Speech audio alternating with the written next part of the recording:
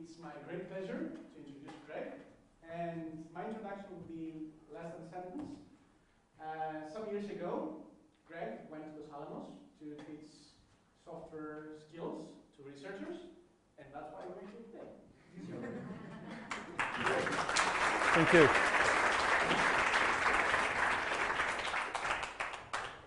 Can I just check the audio and get a thumbs up from the crew? Are you happy with the recording? Everybody else is happy? Yes. I'm not. I almost didn't come today. I got the invite, and I looked at it, and I wrote the mail saying, I'm sorry, I'm not going to be able to make it, and delete it, and wrote it again, and deleted it. And then my wife sent an email saying, of course he accepts. The problem was I have absolutely no idea what to say to you. Some of you, I mean, you've all heard both of my jokes, and some of you actually tell my stories better than I do, or at least more honestly than I do. And I don't normally suffer from writer's block, but what was left to say? I mean, I could have talked about the history of the Carpentries, but I wrote all of that down twice, right? And yeah, it needs an overhaul, but everything I thought I'd learned from the Carpentries went into that paper. And then I thought, okay, what about writing about the future of the Carpentries? Well, that belongs to other people now. That belongs to them, and more importantly, that belongs to you. It's not my story to tell anymore. So I could talk about the grand plan for the future, but most of you don't have security clearance for that. And Jason was the one who insisted that I remind you that you don't have security clearance for that. So after rambling and ranting and arguing and teaching with you for so long, what's left to say? So my wife sent that email, and then I picked a title for the talk, and then I waited for inspiration to strike. Hands up if you've ever written a thesis. Hands up if you've been there. A couple of people are putting two hands in the air. Yep. It wasn't until my brother died in March that I realized I do still have a few things that some of you might not have heard that might be worth passing on. And it's going to be a difficult one. What I've discovered is that there are thousands of books on Amazon about how to start a business. There are lots of books. Oops, stay between the white lines. They've put down tape for it. There are lots of guides out there for how to start things. There are very few on how to end. There are very few on how to leave. How many of you have ever changed jobs? All right, when you started your new job, they did some onboarding, right? When you left, did they offboard well? All right. And the longer I thought about this, the more it puzzled me, because for every beginning, there's going to be an ending. Sooner or later, everything you start, you will hopefully hand on to other people. People better qualified than you. People better looking than you. Where's James? People better dressed than you. That's true for almost everyone in this room, right? Maybe it'll just be changing a job. Maybe it'll just be changing careers. How many of you have left academia? I've done it 3 times. Not a quick learner, right? So what I'd like to start with today is 10 simple rules for leaving. And it's going to be pretty serious. So here's a picture of a kitten to get you going. Okay, we'll come back to this. If at any point you need an emergency kitten, just let me know. Right? And part of why I want to say this is that in the 20 years since Brent Gorda and I, that's Brent there in the middle of the bottom, 20 years since we taught that first workshop, it'll be 20 years in July, I have changed jobs 6 times, and I've wound down at least half again as many large projects. And if there was a mistake I could have made and didn't, I don't know what it was. I'm quite serious about that. Looking back, you can always say, I wish I'd known. How many of you have felt that way when sitting in front of the computer? If somebody had told me this a month ago, I'd be done now, right? That's why we exist, right? And passing on all of that knowledge is what we're for. So, if I could send email back in time, however many years, this is what I would try to tell my younger self. I know my younger self wouldn't listen, but I would try anyway. So rule number 1, be sure you mean it. Okay? Letting go is always going to be hard on you and on the people that you're leaving. So when you decide, decide. Don't be in and out, don't be back and forth. And that's the hardest one. It's difficult to end something, and it does take a lot of practice and prep. Rule number 2, do it when other people think it's time. Hands up if you've ever continued programming past the point where you should have just stepped away from the keyboard and calmed down a little. Hands up if you've ever continued talking when it would have been much better for your marriage if you just, You haven't put up your hands yet. You both should, right? You're going to be the last person to realize that it's time to move on, right? So take advice from your friends and colleagues. Listen to them. They probably mean it well, and they're probably right. Rule number 3, tell people the what, the when, and the why. Okay?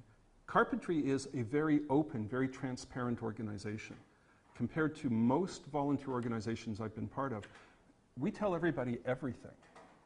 We sometimes share perhaps more than we should. Once you've decided to go, tell people why you're leaving, when you're going to happen, and what the succession plan is. Don't make them guess. Rumors will start, rumors will spread, and now you've got 2 problems. All right? And this is one that I've got wrong many, many times. Don't pick your successor by yourself. There are groups I used to be part of which have, in part because of me, become old boys clubs. Everybody picks somebody like them. Everybody picks a friend. And yes, you're doing it for good reasons. You're doing it because you believe that you can rely on this person. But what you wind up with very quickly is inbreeding. What you wind up with is people that are drinking buddies, or they will play golf together, but they think alike, and that's why they get along. And when you look around this room, I think we all get to be proud of how diverse this group is. Hands up if you're from outside the UK. Hands up if you're from outside North America. Hands up if you're from South America. Okay? All right.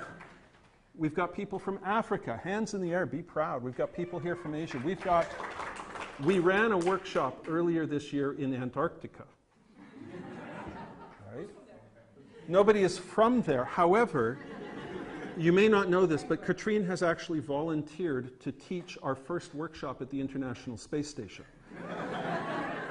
The bad news is we have to find the travel funding. Right? So, don't pick your successor by yourself. That belongs to the community. That is the responsibility and the right of the people who are going to have to live with the decision. And it's good to have a change. By the time I stepped down last year, I had run out of ideas. I was exhausted. Right? And it showed. I really did feel when I was doing instructor training that I was standing up and I was Keith Richards playing Brown Sugar for the 14,000th time. And it's a great song, and the audience enjoyed it. But can you imagine being Keith Richards and you're strumming the guitar thinking, did I leave the stove on this morning? Right? You don't want to be that person. Train people before you go. And this is one that I've got wrong. I'm seeing heads nod here. Right? If it's at all possible, make sure there's overlap. And then, this is something I've only done once, but boy, I'm going to try to do next time, then go on holiday for a week so that they can find out that you are, in fact, the only person who remembers the password for the server where the website is stored.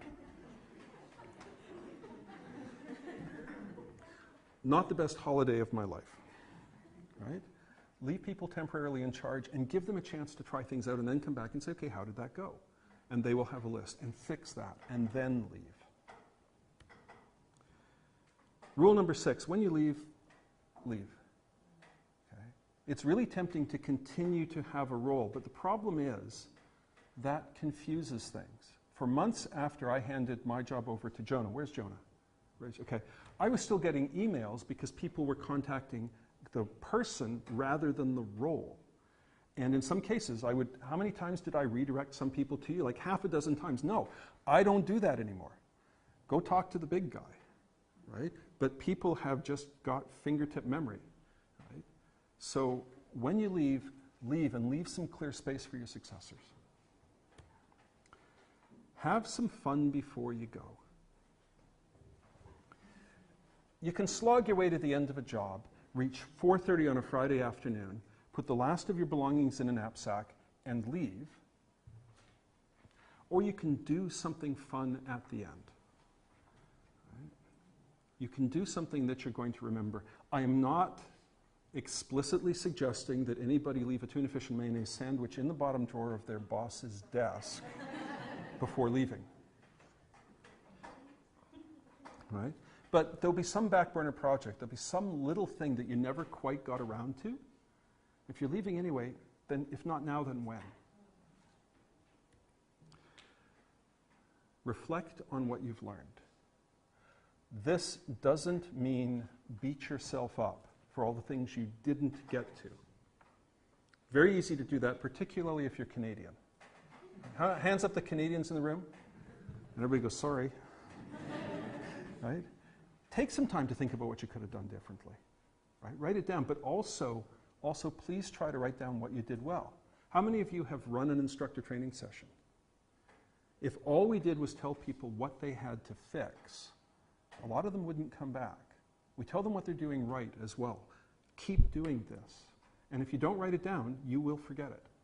Right? Remembering the good things ties in with reflecting on what you've learned. Many people are very uncomfortable with praise. Hands up if you don't like having attention drawn to yourself. Okay, that's a trap, right? And one of the things I realized as I was putting this talk together last night, and yes, I did write this talk last night, English doesn't actually have a word for the opposite of a mistake, which tells you everything you need to know about the English. Right? Victory and success aren't quite the same word. What's the word for I got this right, I did this well? We don't have one. Right? I think there should be one.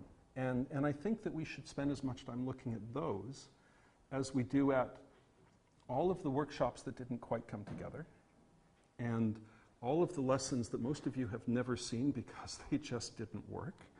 Right? So give yourself a little credit even if you are Canadian. Right? And finally, do something next. And this is the one I got most wrong when I left the Carpentries in January of last year.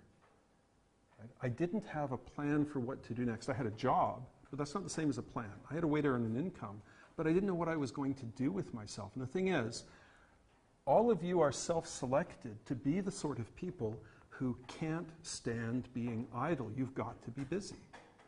If you were comfortable with idleness, you would be sitting on a beach someplace right now, right? And this is the one, if I could only send one thing back in time, this is the one I would tell myself, was always have the next thing ready to go. Think about the next step. Think about what you're looking forward to. And what happened was that I fell back into some bad old habits last year.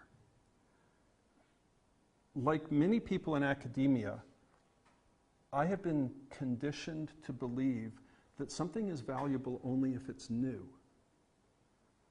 And that everything new is valuable. And if you're playing a song that's been played before, it doesn't count.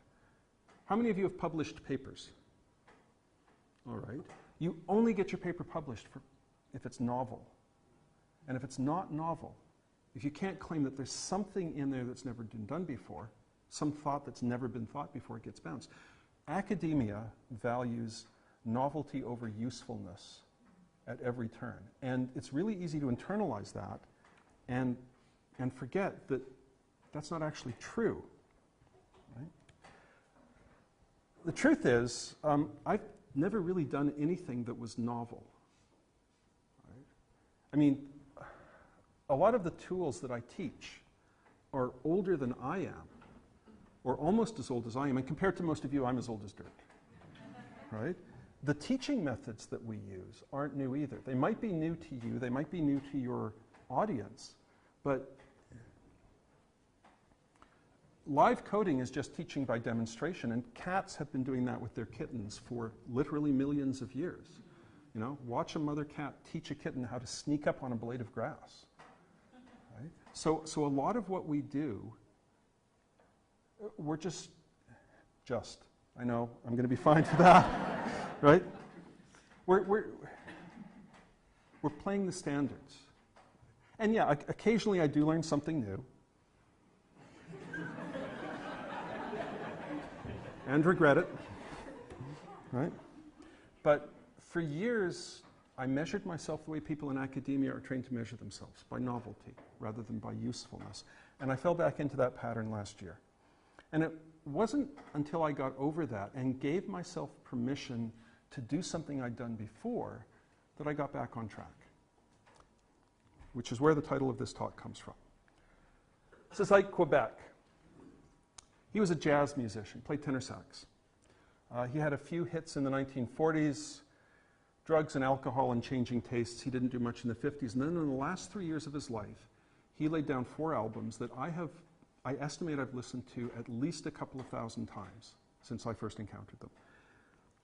They're one of the reasons I started playing sax, and those 4 albums are on every electronic device I own that has a headphone jack.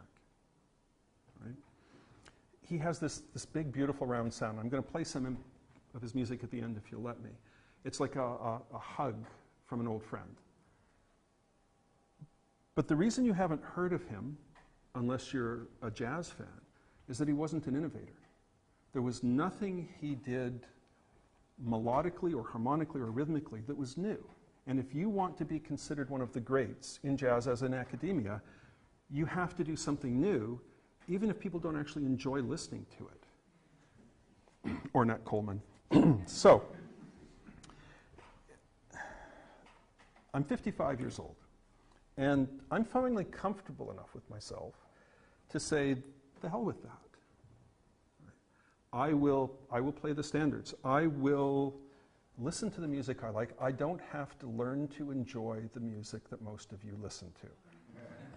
Or the music that my daughter, age 11, is now listening to. And I'm really happy about that. I will watch this movie every few weeks because yeah, it's a dumb movie, but it's a fun, dumb movie. And I don't have to feel guilty about that, right?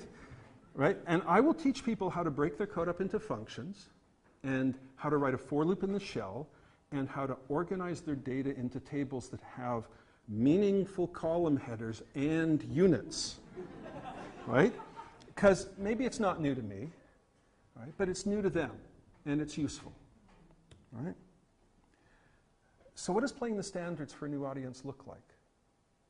What does it look like when you decide that it's time to move on, but you want to keep doing things that you love doing? Well, over the last year and a half, I've run some workshops that are essentially cut down one-day versions of software carpentry instructor training for people in Toronto. I've run several for the staff at Toronto Public Library, which is Canada's largest public library system. I've been doing it for groups that are trying to help young women of color get into coding. New Canadians, we have a lot of refugees from Syria and Iraq. Right? Many of them have university degrees that aren't recognized in Canada, so they're trying to retrain, requalify, find a way to earn an income. A couple of local companies. The curriculum would be familiar to all of you. Right? 7 plus or minus 2. Concept maps. Motivation and demotivation, the difference between novice and competent and expert. There's nothing new there. Right? But I've started mixing in a little bit of material. Because the last album Mike Quebec recorded, he was actually playing Latin jazz for the first time in his life. Right? Again, wasn't new to the world, but it was new to him.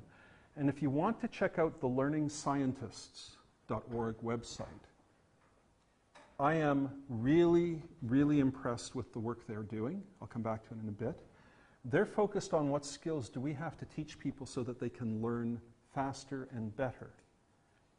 Two people who've done a lot of research but are now invested in bringing the practical bits of that, the usable bits of that, the 10% that accounts for 90% of the benefit, to a wider audience. And we sympathize with that. That's what we do.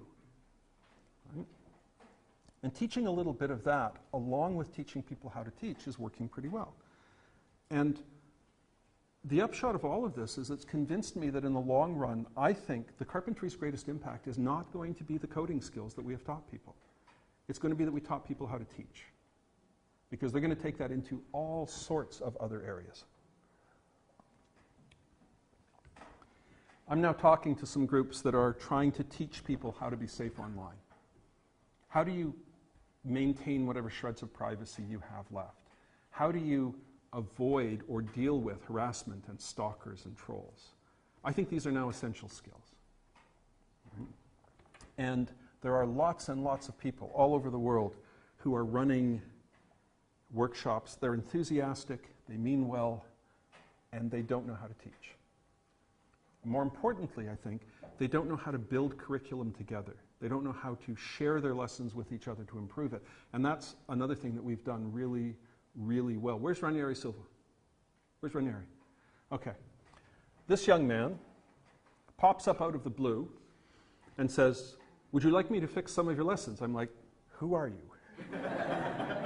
Well, it turns out that a lot of the analogies and metaphors used in older versions of the lessons didn't make sense if you're Brazilian. Name 3 famous Brazilian ice hockey players, quickly. Right? So we have somebody come in and say, you know what? This works instead. And a lot of you have done the same thing. A lot of you have filled in holes, but more importantly, corrected blind spots, because you're dealing with other groups, with other communities that I will never meet, that other people in this room will never meet. And that's a technique that I think we really ought to be passing on to far more people. Right? And why this? Because the internet has become a very scary place. Right? I mean, I feel a lot less comfortable being online than I did even a couple or 3 years ago. And I'm sure many of you, particularly those of you from marginalized groups, feel the same way. Right? All right, I can't teach all of cybersecurity in a day or 2 days, but I can't teach you all of Unix in 2 days either. We can teach enough to make a difference, and I think that's worth doing. I also recently helped organize something I've been talking about and thinking about for years, which was a workshop for people in tech on community organization. I would do almost everything differently next time around, but it turns out that while we may all feel that we don't know much about this, we still know a lot more than most other people in our fields. Again, just the fact that you're here participating in this probably means that you've got a better idea of how to get a bunch of people who've never worked together before to do something marvelous than most of your colleagues in science. Right? I didn't learn this in grad school. Hands up if you got taught this in grad school. Yeah. So you may not think that you know enough to start teaching other people any of this, but hands up if you felt that way before you started teaching carpentry. Hands up if you felt, I don't know this well enough to be teaching other people. I spent 2 weeks sleeping on a couch in Oakland, California, teaching myself Perl so that I could go and teach that first workshop at Los Alamos. And every night after the first night when I went to sleep, I thought, if that goddamn parrot gets out and craps on me again, I'm going to kill something. Right? So, some skills are essential, right? Now, it might seem like a bit of a leap to go from running a coding workshop to teaching community organization. But I think what I've realized is that they're closer together than you think. If we want to see the change that we're trying to make in the world actually happen, we have to change the system that we're in. Carl Sagan said, if you want to make an apple pie from scratch, you first need to invent a universe. Right? If you want better research software, you need to change the system so that people are given credit for building good research software. Because otherwise you are relying on altruism, heroism, and stealth. It's a powerful combination, but it runs out eventually. Right? If you want open access, you need to change the way that libraries are spending their money. Okay? And if you want everyone to be treated fairly, regardless of race or color or gender or orientation or disability, regardless of the size of their alma mater's endowment, you need to change the system that you're in. Valerie Aurora spoke this morning about how common it is for people to see a systemic problem and then say, we're going to get the targets to do more work. What we need is systemic change, right? And if you want things to get better, turns out you have to be on the right committee, in the right meeting, on the right day so that your vote's going to count. And you're not going to get there unless you organize with other people and start thinking about who has power and how you're going to get it. Because nothing worth having comes without some kind of fight.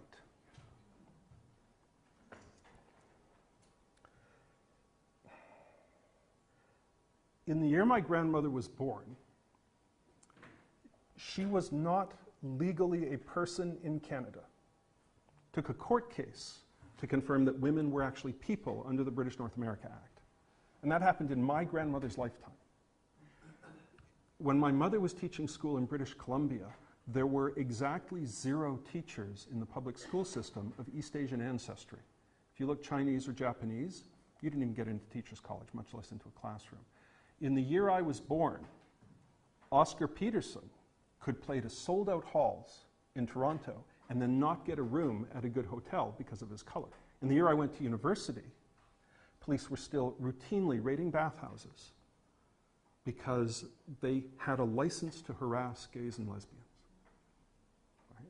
The world got better because people organized and fought. And I think that inertia is probably the 5th fundamental force of nature. Right? If you don't push, things just stay the way they are. And I think we can do a bit of pushing. Now, I've been a pretty vocal critic of the modern university system.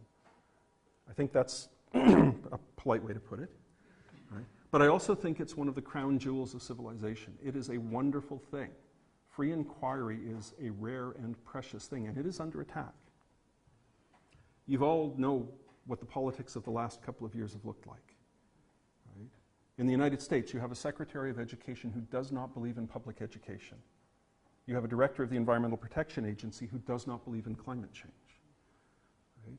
Everywhere I turn these days, I am seeing and hearing people who think that free inquiry, your research, should be shut down or controlled because it's easier to shoot the messenger than to listen to an uncomfortable message about climate change. Right? Or they've decided that anything that can be commoditized should be commoditized, and that the whole notion of a public education is some leftover that we need to get this onto Wall Street right now. I feel that we've been losing ground for the last few years. And I think that if we don't push back, teaching people how to do a git commit is going to be the least of our problems. Right? There's no point being able to write software if you're not allowed to write the software you want to write. There's no point having open access if there are things you're not safe to say. Yeah, here's another kitten. This is pretty serious stuff. Okay? So, how do we do this? Because I think we can. You have learned as a group over the last few years how to work together at a literally global scale. You have learned how to share materials, how to conduct an online meeting where most people at least have a chance of being heard. And I don't know about you, but I'm certainly going to follow up with a lot of what Valerie Aurora was saying this morning. Right? There's a lot there to be learned that I think will be very powerful and very useful. But I think that as a group, we or you are actually ahead of most people in knowing how to do these things. So where do we go next? I'll put these slides up later, but these are 3 papers I've read recently that I'm going to be chewing on for a long, long time. Alicia Barker and her colleagues, the University of Texas. Why do people adopt new teaching practices? She was looking at computer science faculty, but it applies to everybody in STEM. Right. What do you think the single biggest factor is? Anybody? I know, I'm calling the room rather than calling out an individual. Jason, you've got your hand up. Whether they know what they're teaching or not, whether they have better guess. Are they given the time and resources to make the change? Right? It's very common to know what the right thing is, but you just don't have time. And because the school you're working for hasn't given you the extra time to make the change, because it always requires extra time to make a change. Right? Okay, we need to have power within institutions in order to free up the resources so that people can shift. Paper by Bauer et al. Hands up if you know what implementation science is. You run into that term. Okay. It is the study of how you get healthcare professionals to adopt new evidence-based practices. The term was coined at the Veterans Administration in the United States. This is a pretty good summary for non-specialists. It's not the study of the practices themselves. It's the study of how do you persuade somebody to do it, and what else do you have to do besides persuade them? This is the business we're in. And yeah, this is healthcare practices, but close cousin. Right? There are people out there who are doing things similar to us. We can borrow some of what they know, and I think we've got stuff to give back. The third one here, Borrego and Henderson. What strategies have people used in higher education to get change through, and how well have they worked? There's a nice little taxonomy. There's a diagram about 5 pages in that I've got taped up in my office, and it just says, look, are you trying to change things from the bottom up or from the top down? How are you motivating people? What are the techniques that fall into each of those quadrants? What are the variations on them? How well have they worked? How many of you have official institutional support, i.e. funding and time, for the carpentries work that you do?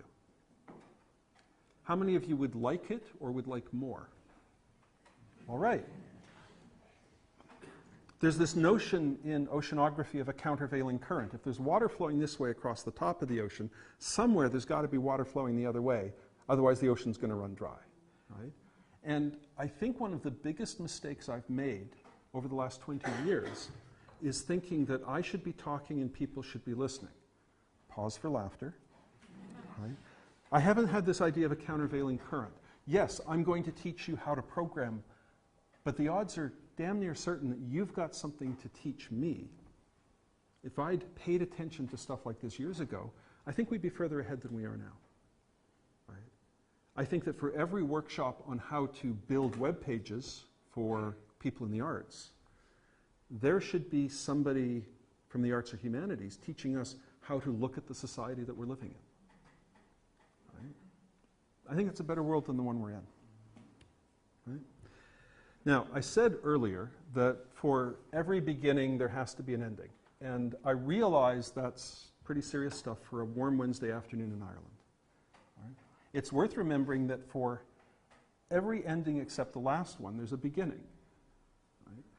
I think that the day will come for most of you when a change in career, a change in life, a change in interests, a change in jobs, you will move on from the carpentries. Maybe you'll come back.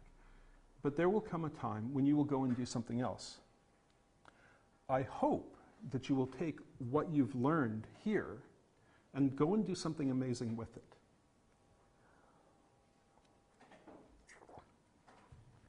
I hope that when it's late at night and you're listening to Quebec or whoever you listen to, right, and you're looking back on all of this, on all of the running around to find safety pins because the lanyards didn't arrive, right?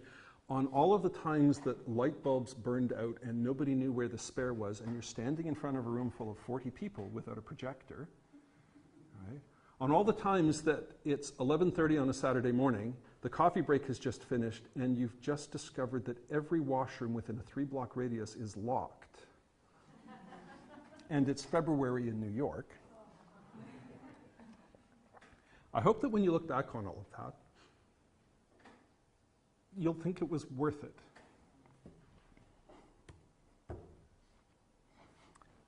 Thank you.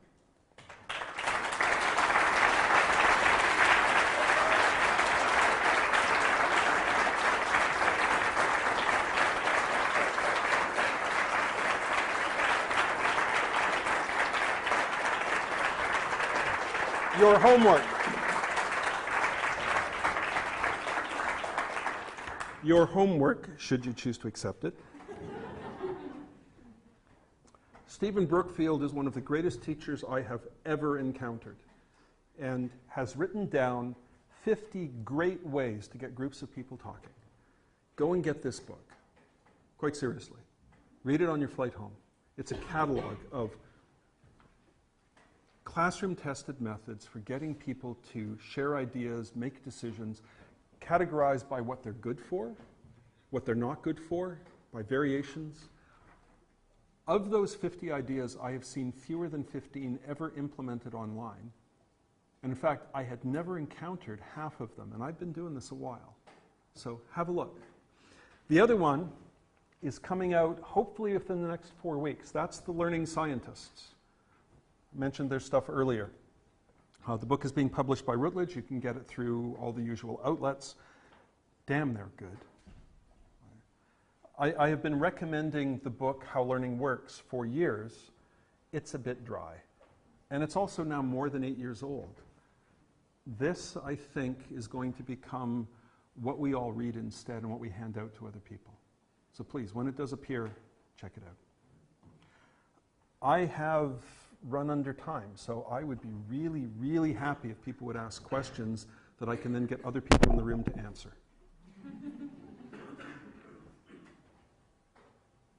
All right, so lots of things to think about, for me personally. So, questions? What questions do you have? What questions do I have? Okay, this one's for Carrie. Okay. If you could go back to when you first got involved with the Carpentries, what could we have done differently that would have made things easier, better, faster, more welcoming?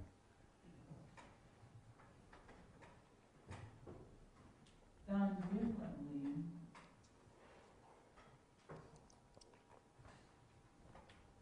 Had a mentoring program. Changed the work.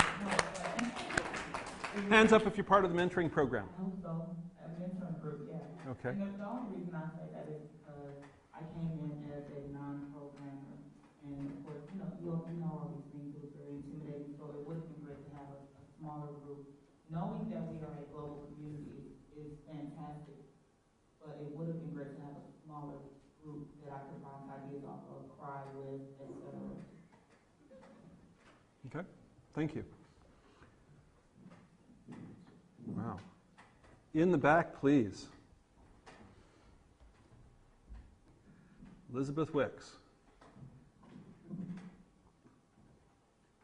So broadly, how do you manage terror? I am facing right now both giving something up, as far as the class has been my baby for 2 years, to someone else who I trust, but still learning to be as good as I am at it. And I'm also facing the terror of being given up. I'm going to have a complete administrative change near the go. How do you manage the terror of it all? Shared pain is lessened, shared joy increased. There are people in this room who would be happy to hop on a Skype call with you and just listen to you as you get through that. There are people in this room who've done that for me over the last 18 months and longer. I think that one of the things our educational system does wrong is that for 12 or 16 or 18 years, we tell you that if you're talking to other people, it's cheating, it's plagiarism, right? We train you to be isolated. And we wonder why you don't know how to work in teams, right? I think that every volunteer organization I have ever been part of has existed for two reasons. One is the cause, and the other is we all need a shoulder sometimes, but it's got to be the shoulder of somebody who understands. Hands up if you've ever had a conversation with a bartender, because things were just going badly, right? And the bartender's like, yeah, you know, that's second best, right? You can talk to me about this Git repo, and I'll go, oh yeah, I feel your pain, and you know that I do, right? And that's how we get through this. Right. Other questions? Please. Christina. Thanks, Greg. I liked what you had to say about playing with standards, because I can feel that itch in myself to like constantly do something new. But there is this sense of like, in my current job, I love what I do, but I've been there a certain amount of time and it's not as fresh. So, you said that you were always pushing towards the new, but do you, or does anyone else in this room have any advice on how to keep playing with standards that you know and you love that really are a good fit for you in a way that you don't get burned out or stale because you're doing the same thing over and over? I have an answer, but I've been doing a lot of talking. I'd like answers from other people. Please, Carrie.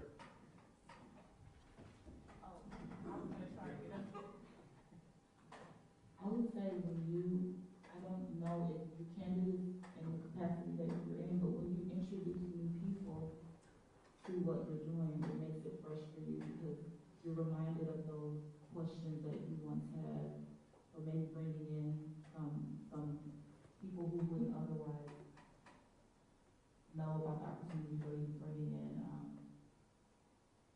young children, or even bringing in older individuals into your work. That way it can be fresh and new for them, and hopefully it'll be fresh and new for you too. Others? Please, Belinda. The way I keep it fresh is I just get really, really excited by the fact that people are there to learn, and I might be only one step ahead of them, but I can still teach them something. I really draw from the audience, the class in front of me, and by the end I feel buoyed up. I just did instructor training in Melbourne, and someone had as the final question, how on earth do you keep your energy level up? And I didn't want to reveal that I was a room vampire, so I stuck it out of the people who were there. But it's just seeing the light in people's face when they get it. I mean, that's why we have the new carpentry thing, right? Awesome. So that's how I do it. And I'm up to about 40 workshops now, and it's still all good. Any others? So a technique musicians often use is change one thing every time. Right? Every time I teach one of these workshops in Toronto, I very consciously pick one thing and try to do it different. And I lied to myself at first about why I was doing that. What I told myself was I'm experimenting to find the optimal workshop. Right? What I'm really doing is keeping myself interested. Right? Every once in a while you try a new restaurant. Every once in a while you get your hair cut and dyed a strange color. You will never see that picture. Right? So that's what I do. But the other thing is to recognize that you're not going to be in that role forever. Right? So if it's starting to get tired, plan for what comes next. Use what you've got to build for something else and make the most graceful transition you can. Right? How many... That one would be pretty serious as well. So we may come back to that later. Other questions, please? So whichever part of this you want to tackle, Greg, my question has to do with where we kind of started last night when you asked me. Is early on in my involvement with data carpentry, the notion of what we really like is to invent a world where we weren't needed, where these skills were embedded, where people were learning them, they had them, they were in the curriculums, they were in whatever area that you're in. But until we get there, what do you see? Like, you alluded a little bit. Are we moving in that direction? Is it getting better at the university level? Is it getting better at the undergraduate level? I know. This comes because, too, I'm interested to hear what people's ideas are for how they think this is going forward. I think there's going to be a lot of discussion with the executive, with the, you're not allowed to call them a board, but they're really a board, but we're not allowed to call them a board. But at the end of the day, you are going to decide all of this. Right? And I have enough Scottish ancestry that I am naturally pessimistic. Right? But if you had told me as recently as 2 or 3 years ago that we would be having the public debates now that we are having about harassment, I wouldn't have believed you. Did not believe I would see that in my lifetime. Right? So if that's possible, we can get a decent programming course into an undergrad psychology degree. Right? If we can make the big changes, then I believe we can make the little ones, but we need to get better at lobbying for change. Right? There's a skill set there that a lot of people have.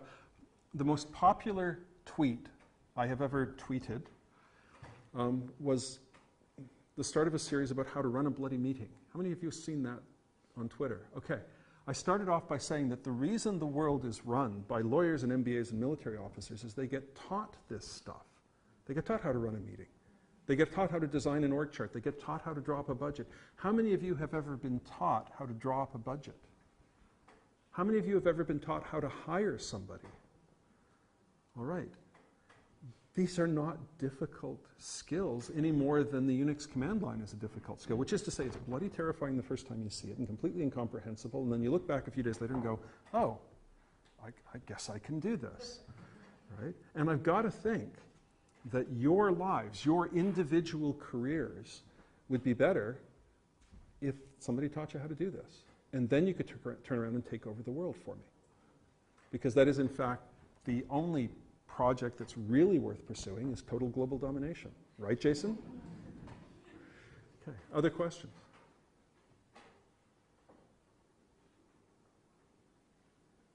The room is quiet. Please, Toby.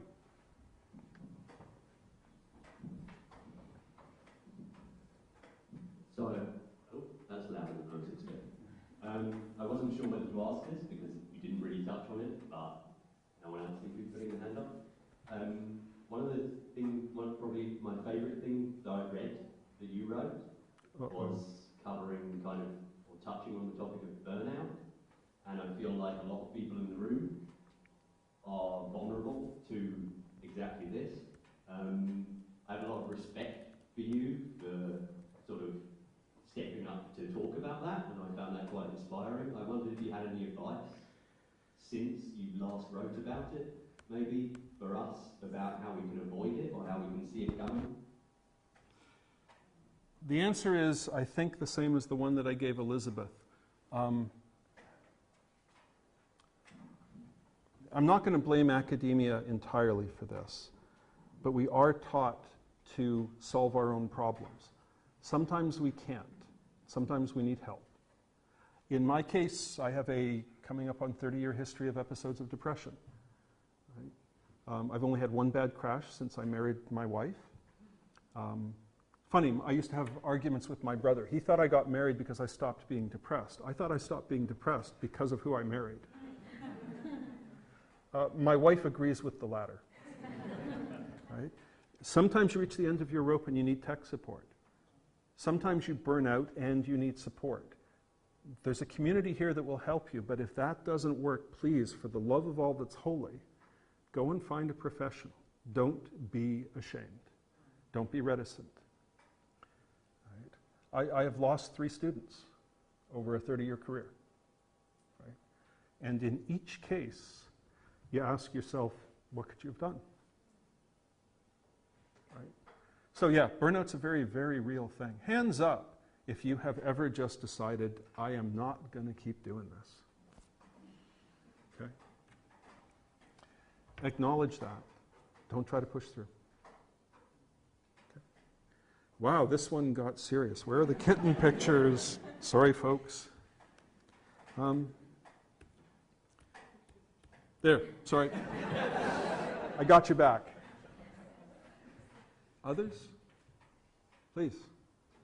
Neil. Microphone coming. I can probably, They need that for the recording. what do you optimize when you can't, when you're teaching a situation that can't be optimized? Like I'm thinking of, you have to teach a 1,000-person lecture. That's not going to be a good experience for anyone. Yes, it is. If you've got to teach 1,000 people, you adopt peer instruction. It scales. We have more than 200 published research papers that say that peer instruction scales into the thousands and delivers a better experience than traditional lecture or than self-guided group work. Okay? And we've known that for 20 years. And part of why this is, if I knew 20 years ago how to, pick it, cure leukemia, I would expect it to have been adopted by now. If I knew 20 years ago how to teach large groups of people better, it should have been adopted by now. Hands up if you've heard the math about how we're going to take over the world. Some of you know this story. A lot of my stories aren't true, but this one has math, so it must be true. Because it's impossible to lie with numbers. Okay? Thank you. Thank you. So, how many people do you have to convert in order to take over the world? Well, yeah, I know, one at a time. Let's see if we can do better than that. As a rough approximation, about 10% of academic papers have 2 reviewers. About 40% have 3. About 40% have 4. And 10% or less have 5 or more reviewers. Depends very much on your field, but let's just take that simple distribution. And let's drive it backward. What percentage of potential reviewers have to know the difference between good computing and bad computing in order for there to be a 50-50 chance that at least one of your reviewers is going to ask the hard questions about your code? The answer is 18%. By the time 18% of people know what good data management looks like, by the time 18% of people know what proper coding practices look like, by the time 18% of people ask, is this under an open license, by the time 18% of people say, I am not going to pass this paper unless you remove that misogynist language, the chance of any random academic getting bounced is 50-50. Right? At that point, people will change whether they believe or not. We don't have to convert everyone. We don't even have to reach 18%. If the odds of you getting a paper bounced, if the odds of you getting a hard question in an interview are 1 in 3, 1 in 4, right, you are going to change your behavior. Right? So we don't have to take over the entire world in order to win. On current growth curves, sometime between 2030 and 2035, in Canada, we will have taught enough people enough of these skills that we will have won. All we have to do is keep doing what we're doing, keep pushing that, and we'll win. Right? Now, lots of things can go wrong over the next 15 years. What happens with teaching? People don't normally review each other's teaching, so it's a harder rock to roll up a steeper hill. Right? Your teaching is very rarely reviewed by other teachers, so you can continue to do things the wrong way in silence for decades. Hands up if you've ever been in that classroom. Yeah, they have not changed the slide deck in 35 years. There's a coffee stain from 1971 on that slide deck. Right? Slide deck, that's when we used to print slides onto transparency. Sorry. Forget the audience sometimes. Right? So I think it's going to be a harder job with teaching, particularly since teaching is under such attack from so many angles right now. So, peer instruction, 2-word answer. Right? Please, Anelda. It's the second time that peer managing peer instruction in a classroom. I've never seen it myself, I've never done it. How can I do it if I'm teaching a workshop? Right.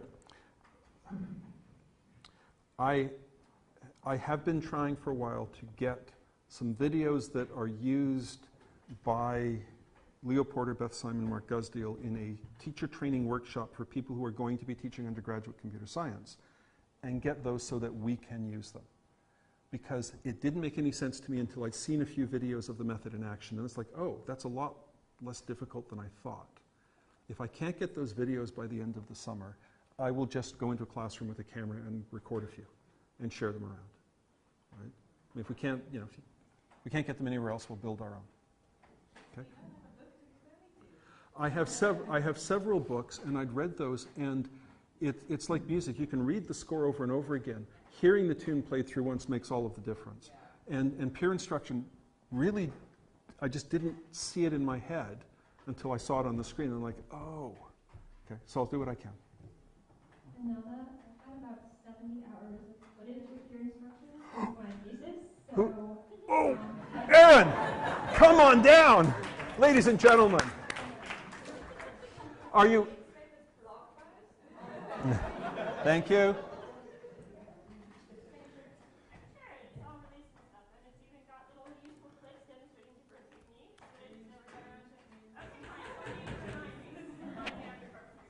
Have everybody read this? Well, it's hosted in the United States, so there is no privacy law. So, has everybody seen this? Okay, so I actually wrote it down. How do you talk people into things? Because that's really the only thing I've been good at for the last 20 years, right? And the technique that Anelda just used is called assuming the sale. Erin says, I have some videos. And Anelda says, great, when you deliver the blog post, I'll edit it. There was no point at which Erin actually said, I'm going to write a blog post, right? Oh. Erin has worked with me before, right? Other questions, please. So we have time for one last question before we move to the other sessions. So we'd like to do the honors. Okay. Since there aren't any other questions, how do you tell if it's been a good day? Right? In the last, when did I restart this? Okay, it's been 8 years. In the last 8 years, I have had all of the following things happen to me in a classroom. I've had a woman go into labor. I've had fist fight break out, not the same room. Same university, though. Right? I've had a projector burst into flames. I've told you the one about the bathrooms being locked. I've fallen off stage twice and concussed myself once. I normally walk around when I'm talking. The AV technicians, you can't see it here, but the grid is actually electrified. If I step more than 3 feet in any direction, I get the encouraging shock. I've had fire alarms go off, once for real. Never teach in a chemistry building. Right?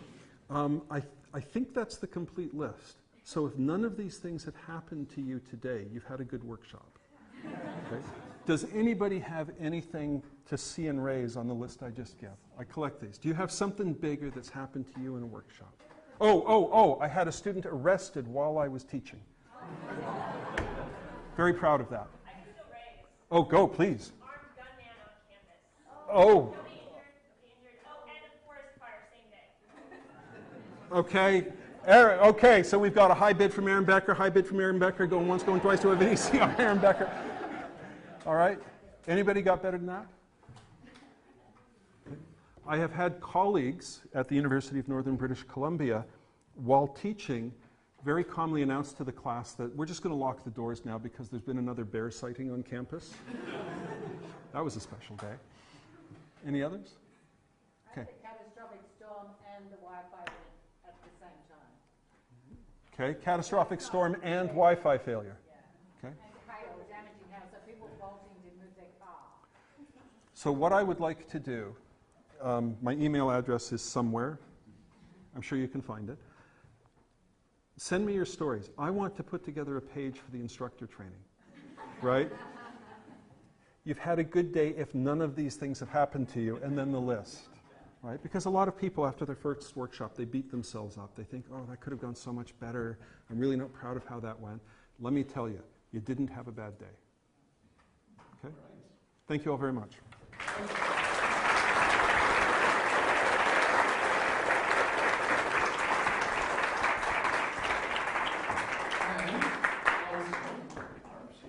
Thank you very much. Thank you. So, now we go to the other sessions, rooms 1 and